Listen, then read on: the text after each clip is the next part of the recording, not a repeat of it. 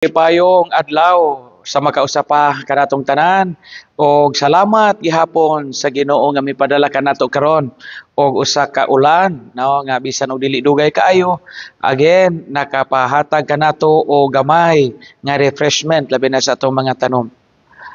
Sa ebanghelyo karong adlaw mga igsuon nag-ingon atong Ginoong Kristo, the Spirit of truth will teach you to all the truth.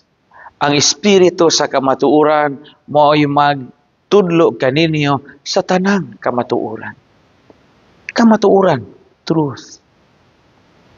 Karong panahon na mga igsoon, usa sa mga dakong hagit nga giatubang ng moderno natong kapanahonan kining realidad sa fake news. Kadungog mo ana, bisan mga tiguang kahibaw na mo unsa nang gitawag og fake news karon.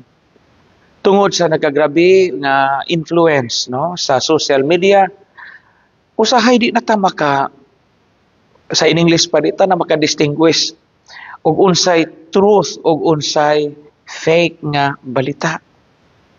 Tanawa mo browse ka sa Facebook, uban gani na ubang mga balita nga biktima naman po ko ani atong December. Gamisa ko dito sa airport sa Tagbilaran, kamulog og misa, sige ring akong cellphone. Unya ako gilili samtang gahimo og first reading. Daghan dito, Father, okay ra ka, Father, asa ka karon, Father. So si kulbaan hinong ko nga paghuman sa misa, pag inquire na ho, pag pakisusi na ho, ikadungog na day ko sa Facebook nga namatay. Namatay mao dito nga ana ang dagan sa ilang mga text o chat na ho. Usahay na ang fake news nga daghang mga balita diha sa social media nga walay kamatuoran. Walay kamatuoran. Usay gani patuuhon ta nga mao ni ang aktual nga nahitabo pero ginama ra di ito. Usay patuuhon ta nga mao ni ang usa ka nindot nga hulagway paghuman gi-computer ra ito, gi-crap ra ito sa computer. Kamatuoran. Importante na diha sa atong kinabuhi. Kay ngano sa ebanghelyo karon ingon atong Ginoong Kristo ang espiritu sa kamatuoran magtudlo nato sa tanang kamatuoran. Daghang mga kamatuoran nga usahay di nato taga-agbili kay mutuo kita sa mga fake news. Example.